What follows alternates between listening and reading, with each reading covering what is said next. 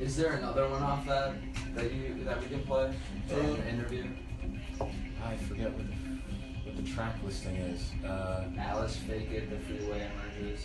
Fake It? Cool. Yeah. How many songs am I going to play live? What's up? How many songs am I going to play live? 2. Okay, cool. Yeah.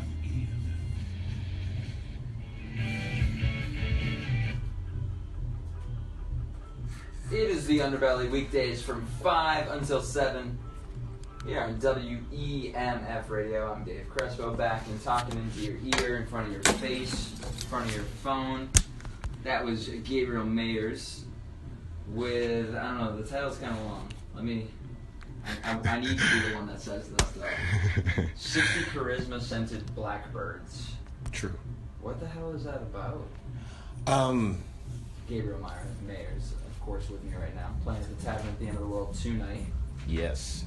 60 Charisma Scented Blackbirds is, I think I downloaded like a cut-up app, like something that was based on William Burroughs' method of cutting up pieces of writing at random to create his title. So I think I don't know what the block of text I used was, but I put in some huge block of text into this generator, and those were those were the first words it served me. 60 Charisma Scented Blackbirds. And I was like Google? No, it wasn't Google. It was an app for iPhone that I downloaded that just takes random bunches of text and randomizes the words, puts them back together. That reminds me of that. Remember you used to be able to do like search random shit on the internet?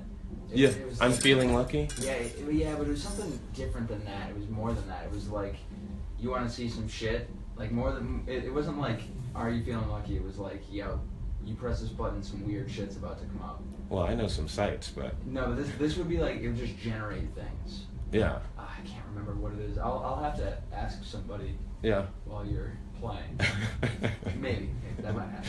Gabriel Mayers from Brooklyn, New York. Yes. Are you from Brooklyn? I'm from Brooklyn. You grew up down there? Born and raised, yeah. Right. Around Crown Heights, Prospect Heights, Canarsie, Bed-Stuy. So many people come in here from Brooklyn, but they're not. I think you might be the first person that I've interviewed that's actually grown up in Brooklyn. Well, that's an honor.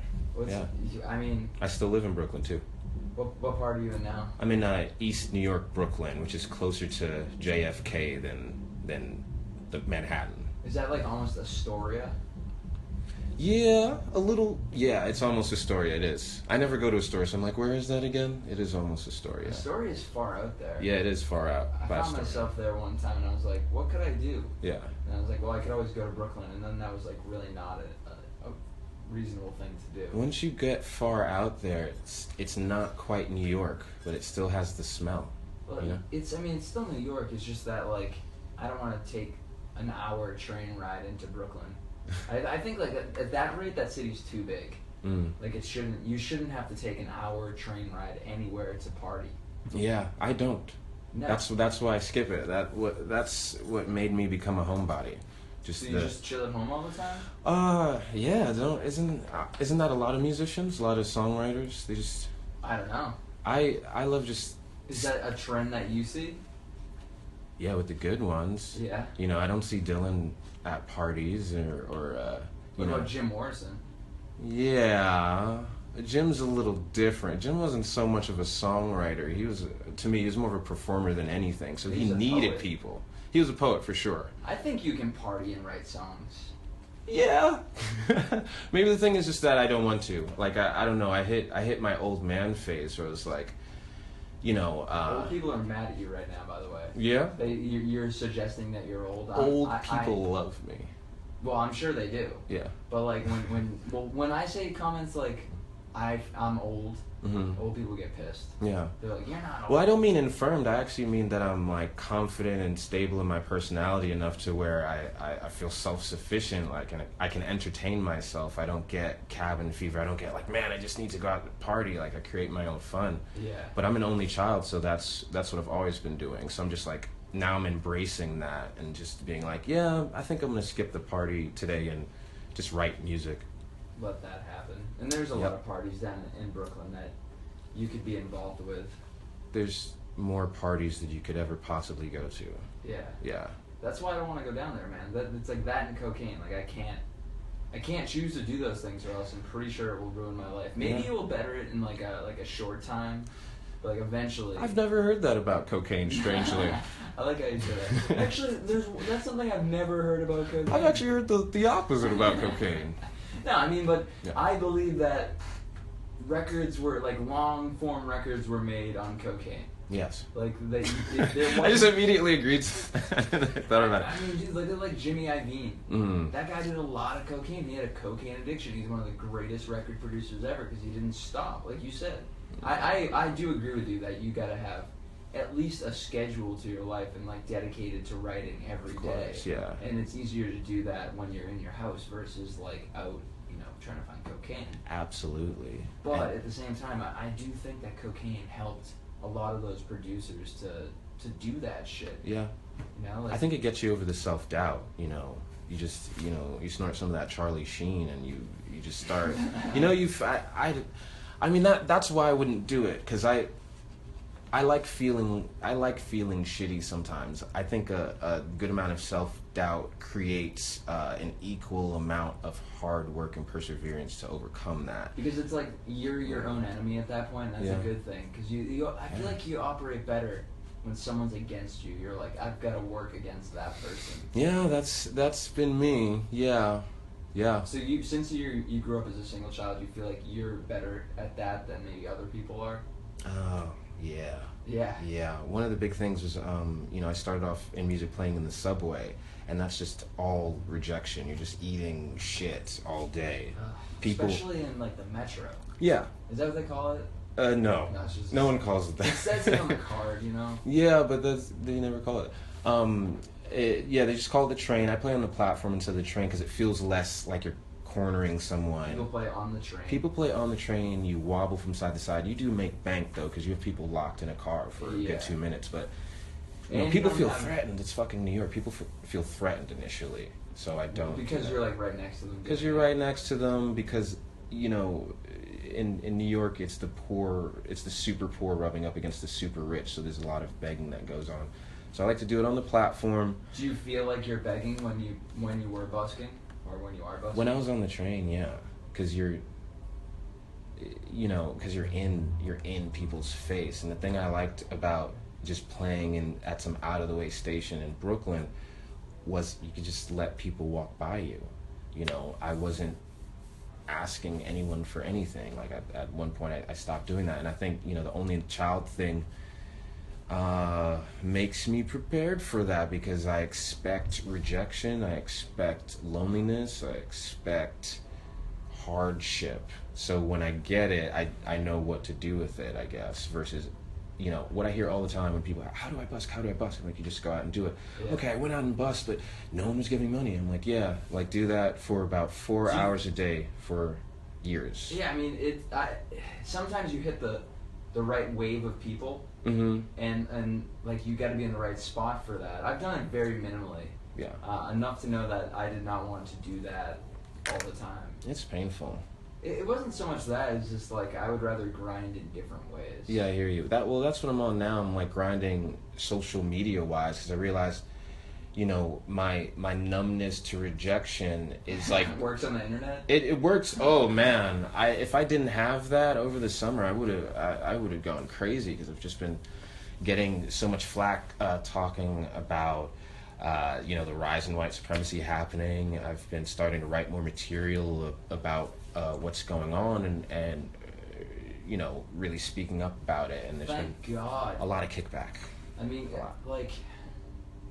It's just so hard to write about that, regardless of who you are. Mm-hmm. But someone needs to write about this. Yeah. I critique hip-hop all the time and not talking about what's actually happening in this country. Or it's like a mention, What's that? It's like a mention. Like, for me, people love Kendrick and think of him as, like, controversial and sort of an activist, but I feel like Black Lives Matter should be more than a footnote in your song. Yeah. Like it should, especially if you're black, it should be a central thought on your mind. But does Kendrick deal with that kind of racism as much as, or just does he, I know he does deal with racism, but does he also has money. Yeah. You know what I mean? So like, he's probably not in situations that he's at a complete disadvantage. He probably deals with more covert racism than overt, white supremacy.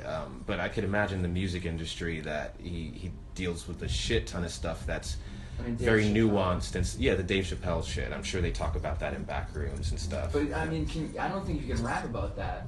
I know, because you'll lose your deal. Yeah, exactly. You lose your. Yeah, my manager said this weird thing the other day. Yeah, you can't say anything about it. Wow. Yeah, so that's why I trust in the fans and have been putting more focus on that, because the fans will support what you're saying honestly, but a record label won't. Yeah, because the days of the Jim Morrisons are gone. Yeah. No one can invest money in a cocaine addict or a hallucinogenic drugs addict. Like, I wouldn't do it. Imagine it's basically like hiring someone for a $100,000 investment that has a severe addiction.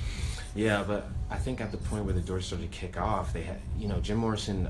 I read his biography, "No One Here Gets Out Alive," and he just loved crowd psychology and the psychology of people, and he was a master at sort of gathering and marshaling his fan base, like on par with Sinatra, like getting, all his girl fans to call a venue and request them over and over. So he had a demand, so he could be like, I'm an addict and I'm crazy, but look what I can move. And that's kind of Kanye, is that not? That's Kanye, exactly. Yeah. Kanye can get his people. I don't even know who they are. They're like Trump supporters, like who actually likes Kanye, but everyone likes Kanye. So weird. I can't say I don't like Kanye. That's a mind-blowing concept for me. Trump supporters that like Kanye, it's weird. That Venn diagram is nuts. I want to know what kind of it's like some Puerto Rican dude in like Oklahoma. For some reason, I feel like you definitely drink a lot of Mountain Dew or Monster Energy drink, stuff like that. Not Red Bull though. Not way too expensive. Yeah. There's a level of cheapness to this. Exactly. This individual's needs. Exactly. You're eating Bugles, I think, and Mountain Dew. So two things I would never buy at 7-Eleven. But I go to 7-Eleven a lot, so I'm not gonna act like I'm beyond. I used to live at 7-Eleven. Yeah. Like actually live, or like you just went so. No, you can't. They don't rent out space there. Yeah. But yeah, I used to I used to hang out in what's that area? Midwood, Brooklyn, Marine Park, Brooklyn. So it's like there's jack shit to do in those outer parts of Brooklyn besides go to the 7-Eleven, get some coffee or some beer. So like Jay and Silent Bob style? Jay and Silent Bob style, hanging out at the 7-Eleven, scrounging together money for a blunt, kind of thing. Yeah. See, I can't say that I ever had to. I would hang it at Shell's, but in like someone's car. Yeah. And it would be pathetic because it'd be like, yo, we could go anywhere right now. We could do absolutely anything, but we did the exact same thing. Yeah. So it's almost like money does matter, but like you're still gonna be just as pathetic no matter what if you're socially awkward. I think those were really great times though, because I think we were just satisfied with getting fucked up in the park, and sort of. Those days were special for me because I was just dreaming about being a musician then, and dreaming about sort of having this musical purpose and being like an artist. So. But it seems like there was at one point in time that you started busking, and that was when you were like, you know what, I gotta stop thinking about this and actually do it, and you did it in a pretty grindful manner. Yeah. Well, what was the first day and like the choice to come to that? Like, I played with a band a band of friends. We could barely play our instruments, and we got together, learned to play them, and I just got pushed to the front. And I took that shit crazy seriously, life or death, seriously reading Jim Morrison biography, Janis Joplin's biography, everyone's biography. And I just started to separate from everyone, I was carrying the band, and so I got a lot of encouragement from friends to just go solo, and there was no opportunities, there wasn't anything that looked promising in terms of a music opportunity. So the thing to do was go to the park near me. That was the first place I bussed, and I had no job at the time because I didn't want to work because I was taking too much acid. Long story short, I was like, you get it. So I sat in the park and I played for money. Started playing for $5 to get a sandwich. Wrote that on a sign. I remember I had a funny little sign that was a hot dog, a giant hot dog chasing like a little tiny silhouette family, and it said need $5 for a sandwich. and now here's a giant hot dog chasing a family of 4. Because it was just, you know, when you're tripping and that kind of random shit's funny to you. But it was that kind of stuff that really spoke to people, and that's when I saw like, oh, like I can really like do this by myself. I really don't necessarily need a band. And from there it's just busking on my own. And does being on tour, because like I don't know if you're on a tour right now, doesn't? Not right now, but last year. Doing that solo, does it feel like busking? Is it better than busking? Going on a tour solo. Just because of like the solitude of doing that. Well, the tour I went on last year, luckily I was piggybacking on the movie that I was in, so I got featured playing 60 Christmas Scented Blackbirds in a movie with a really long title called How to Let Go of the World and Love All the Things Climate Can't Change. That's where the shirt's from. And so is that a documentary? It's a documentary. So they'd fill a theater, and before the documentary would play, I'd get to do my whole thing, like whatever the fuck I want. That's a sick tour. You're not just like in a Prius driving around the country. Yeah, I mean, we drove up the West Coast, and I got to see, you know, the PCH and just all the fucking beauty of the West Coast that I never saw before. Oh, yeah. The legalization of there is fantastic. But yeah, I don't know. I don't know if I'll be able to do something like that again, because again, that was like fully funded. I didn't have to do shit. I didn't have to promote. You were basically the mascot. You were like. I was a mascot, and it was so wonderful. Mouse. Yeah. Or like in first Mickey Mouse. Hey guys. Yeah. Global warming really sucks. And no one was expecting it, you know, because they were just expecting to show up and watch the movie, so it was like bonus music. Yeah. Yeah. That is. So it was really, really, really different than busking. I want to know more about this movie, but first, would you play a tune? I would play a tune. Gabriel Mayers is going to be at the Tavern at the End of the World tonight. It's going to be fantastic. It's going to be free. There's going to be a lot of frothy beer to get the triple F in there. Right here live on the Underbelly, I give you Gabriel Mayers. This is a song called Cocoon.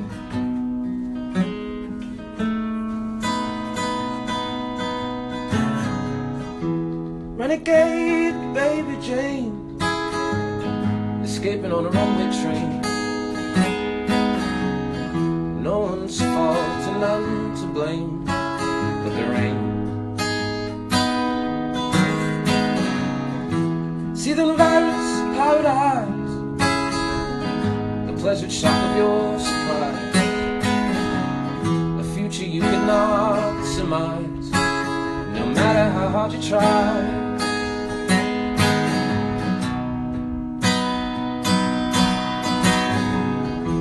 Twisted torso and a tangled tongue. Remember when the rock was young? You used to dream, but now you're done. Like you're in a cocoon, cocoon, cocoon, cocoon. A turn of the wrist, a slip of fate, a lodestone on the levee breaks. How much longer can you levitate till the ceiling come crashing down?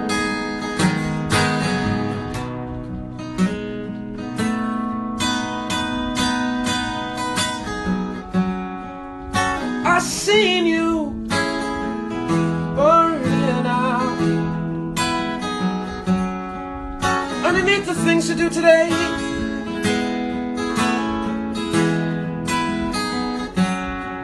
As the light starts fading away, open the doors to your heart. Open the door to your heart.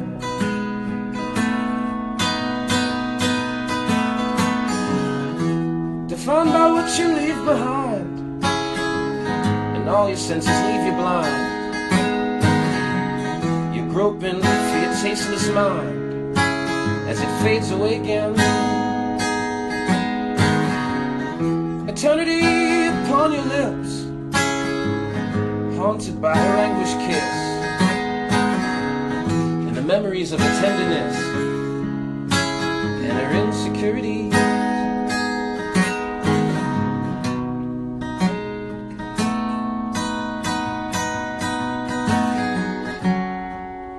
I seen you burning out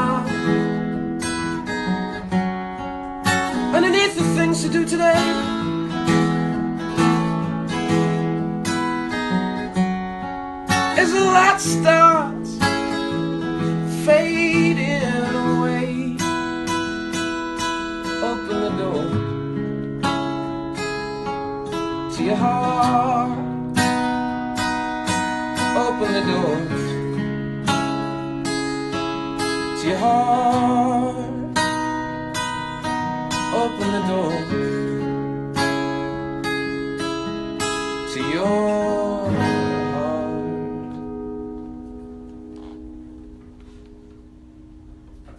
Gabriel Mayers live here on the Underbelly on WEMF radio. So good, so beautiful. Thank you.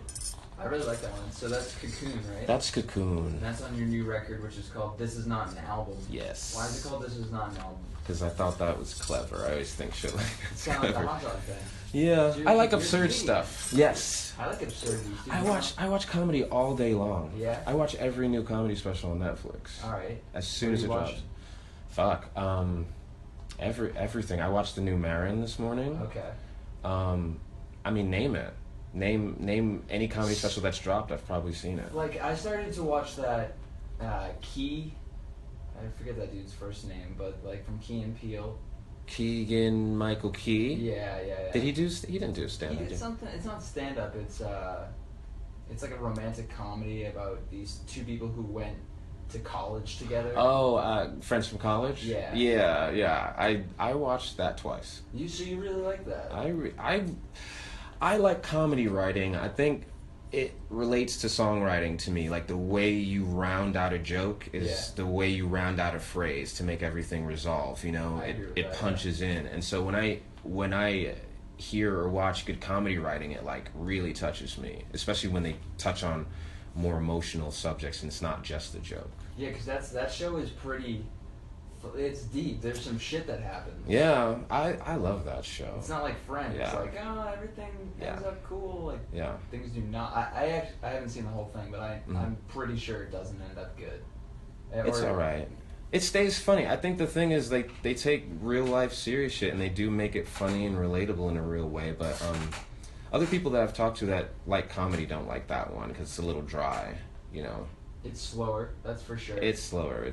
Do you find, as at least a connoisseur of comedy, or maybe even a comedian, that people, I guess there's people that take themselves too seriously, or like, I feel like you can make a joke about anything, and that's not true. I don't know, in my head at least I can. That doesn't mean I'm gonna say it, but like. In comedy theory, yes. Yeah. Comedy is tragedy plus time. But that time thing is perceptive and variable. So, like when was the first 9/11 joke cool? Like I think about that all the time. I'm like, well, they say Dave Letterman taught us how to laugh again. But I'm sure someone made a bomb ass 9/11 joke before then that like sort of changed not changed people's feelings, but made them laugh a little bit about the subject. So yeah, you can joke about anything with time. But I guess what I'm saying is like, how can you not laugh at that at some level the next day? Like, I know it's so disgusting, but like, there's gotta be something that you can be like, just sometimes getting through the struggle, like, laughter is needed to do that. I mean, maybe not the next day. Like maybe. That depends on where you're at. I could imagine, an enlightened being, sort of finding the comedy in a horrible tragedy like that, but I don't know if it would be kind of like a blue Louis C.K. joke. Yeah, no, it definitely wouldn't be. Yeah. Some dark ass shit. Yeah, that dark Louis C.K. stuff, that's the stuff that takes time, because you can't laugh about bodies falling from the Twin Towers until there's enough time to reflect on all the aspects of that. Yeah. Yeah. I mean, I don't think you can laugh at that, but you can look at the government and be like, these things happen everywhere all the time, and we ignore it. Yeah. So it's like, I mean, if you can ignore it, then why can't you laugh at it? Yeah. That's true. Well, our society is all fucked up and hypocritical, so I mean, so that's what I'm saying. Why do we care more like, about abandoned pets than starving Syrians, and under siege? I mean, I think the easy answer to that, or like an answer that makes you okay with humanity, is that it's easier to answer that first question. Like to go donate a pet, like you just go down to the ASPCA. And then you get to say, I rescued my pet. Well, there's a physical result from it, but like when you give Sally Struthers like $1 a month, that's a like, throwback. Is that is she actually giving that money to those kids that are in the? I mean, you don't see it. They send you a little thing like. Yeah.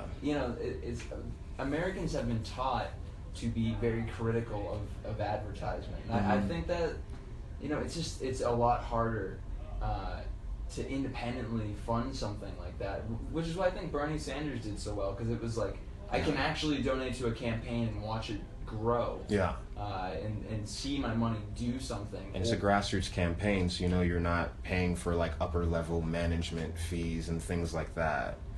I think that's why it was one of the reasons, at least the financial reason, why people gave money to it. Mm-hmm. Yeah.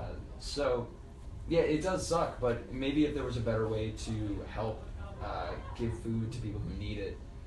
You can always give food to the homeless shelters. That is directly going to people. Well, because of Harvey, a big thing going around is just like anti-Red Cross shit. People addressing the fact that, after the tragedy in Haiti, the Red Cross raised millions of dollars and didn't actually build that many houses. I don't know what the actual number is, but I do know that, criticism of these big charities is really good because it's pushing people more toward the local level, which we're supposed to be doing in all aspects anyway. Think globally, act locally. That includes, being a part and funding local organizations that want to help people around you, rather than this huge multinational corporation that has like but it would be crazy nice overhead. To see our actual dollars go to people in other countries, because American society takes advantage of these other countries thoroughly. Yeah. The fact that we can have an AC on in here means that someone can't have that. Probably a whole country can't have that. Yeah. So it's like, it would be nice to try to,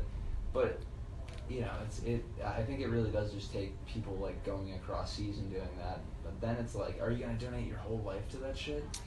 You can't, because you gotta live your own life. But like I said, there's more organizations that are popping up that are more transparent. I think Save the Children. I donated to Save the Children last year, and they're transparent about where they put their funding. 87% of it goes into what you want it to go into. I don't mind people getting paid to do that stuff. I just want to know what I want to be able to. I may not go and read it, but I want to be able to read where all the money went. Yeah.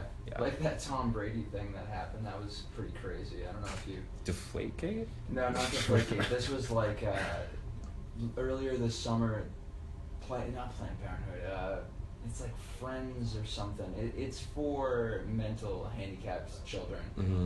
And they released where their money was going to, and a lot of it was towards advertisement, and Tom Brady gets a big percentage of that money. And people were like, yo, Tom, do you really need that money, or could that just like go back to that organization or another organization? Yeah. But they were transparent about it, but it backfired on them in that they were, and maybe, I don't know, maybe don't tell people that. Yeah. Maybe be transparent and then have morals after, I think is the thing. Tom Brady sucked in that instance. Like, come on, dude. How many shows have you played that was a benefit show that they tried to hand you money, and you were like, I don't know if that's. Oh, I got paid for the last benefit show I did. Yeah. The percentage that we made versus what we raised was, it was like minimal. You know what I mean? Yeah. Like we made $100, and I think the thing was we were fundraising to get a couple buses to the anti-Trump march. There was like a big anti-Trump march, and they were trying to fund it. So I think it's, if you actually are an activist and you actually spend your time to talk about this stuff and to fight the system, I think you need support, because most people just fucking quit. I've talked to people all the time who have normal jobs, but they have a personal interest in like Black Lives Matter issues, and they just quit talking about it because it takes away from you trying to live your life, putting your emotions in there. You shut your emotions off and you go back to your life. That one's like,